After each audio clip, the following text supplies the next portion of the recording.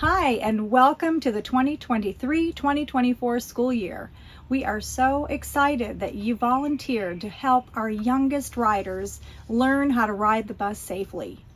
I'm going to give you a couple tips on how you can better assist your driver through this process. Okay, let's get started. Okay, we'll be having preschoolers, kindergartners, and first graders. Our 3-year-olds, they can be as young as 3, will need to be put in a car seat. The car seats are directly attached to the bus. They pull out like this, and they work very much like a car seat would in your own personal vehicle if you have a car seat. So the car seat, I'm going to demonstrate how this will kind of work. And it's very much, like I said, like the one in your own personal vehicle. You just release the chest strap and then the 2 lap straps. This here goes in between the child's leg. It connects like so. Other side the same in the other slot.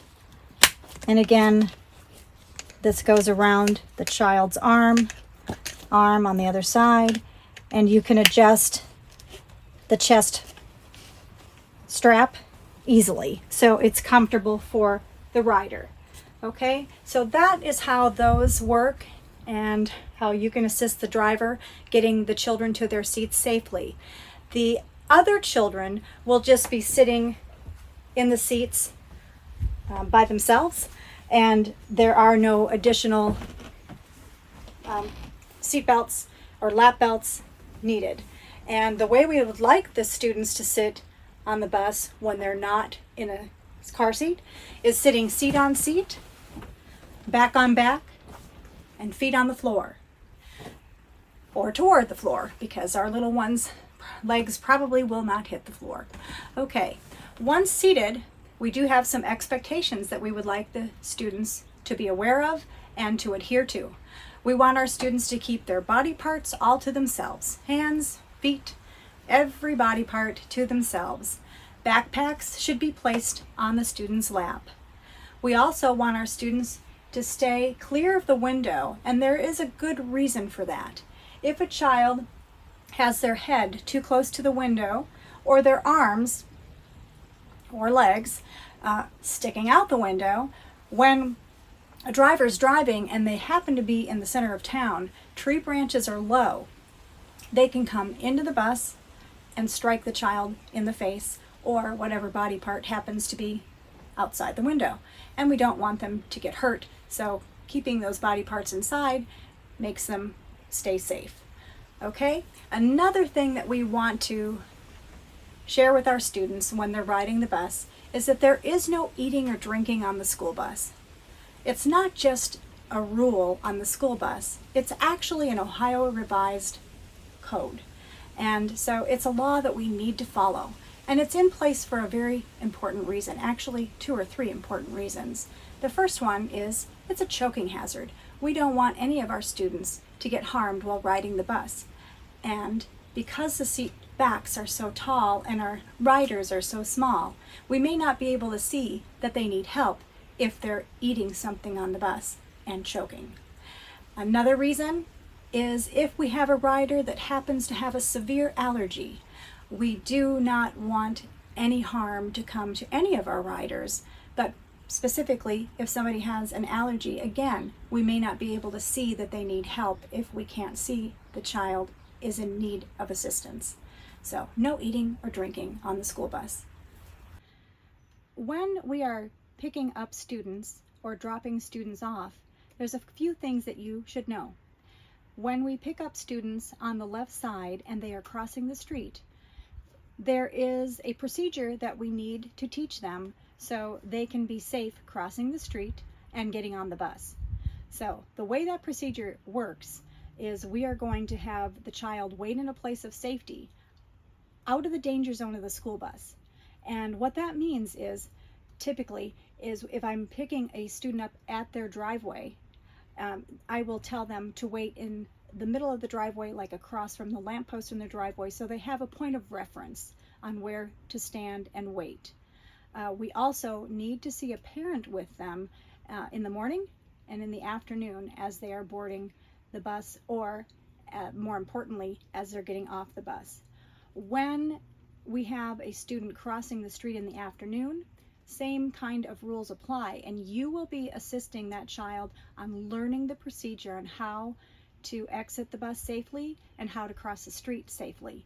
We want our students to walk 10 steps, giant steps, forward of the bumper of the bus and stop. They are to wait for the driver's hand in the window, and you'll show them what to look for. When the driver's hand goes straight down, you and the student will walk to the near edge of the bus, the middle of the road, the traffic edge, and look for traffic in both directions on your own. Show the child what to do when you get there, okay? Once they've checked traffic, we're going to get them to their place of safety on the resident side, which will be at least 10 feet away from where the bus will be stopped. Once again, a parent must be at the stop location to receive their student. Once we get them to their place of safety, then you can come and board the bus again, and the process will continue. Now let's take a look at what the left side student pickup will look like. The student should be waiting in their place of safety 5 minutes ahead of the scheduled stop time. When the bus arrives and stops, the driver will put their hand up in the window and lower it, indicating that it's safe for the child to begin crossing the street, as demonstrated now. Hand goes down, the student looks left and right, crosses at least 10 big steps in front of the bumper of the bus. We want them away from the bumper of the bus. In case the bus is ever struck from behind, the vehicle will not go in the path of the child. The student will board the bus and go to their assigned seat, sitting seat on seat, back on back, and feet on the floor. Now let's take a look at the left side student drop-off. It's very important to remember that we must see a parent waiting in the child's place of safety when we drop a student off in the afternoon. There are also important crossing instructions that were given earlier in the video, but I will review them again now. Before the child exits the bus, the driver will give the student some instructions on how to safely cross the street. The driver will ask the student to look left and right before getting off of the bus. Then, they will ask them to walk 10 steps or more to the front of the bus and stop. They will wait for the driver to lower his or her hand. When the driver's hand lowers, the student will cross to the traffic edge of the bus or the middle of the road and stop. They will check traffic on their own before proceeding to their place of safety. The place of safety in this instance is about halfway up the driveway where the parent is standing, waiting to receive their child. Once the child gets off of the bus, you can go with them and help them learn this procedure. Have them look for the driver's hand in the window and follow all of the driver's instructions. Once off the bus and the child is in their place of safety with their parent or guardian, you may return to the bus and proceed to the next location. Please keep in mind your driver knows what his or her needs are and will be able to share with you how you can best assist them over the next 2 weeks. Additional assistance needed by the driver may include constructing a seating chart, developing an evacuation plan in case of an emergency, creating name tags for the students, and putting notes on the driver's route sheet. Please remember to wear comfortable clothes and closed-toe shoes. By working together, we will keep all of our young students safe. Our volunteers are what makes Centerville City Schools a special place to learn. Thanks again.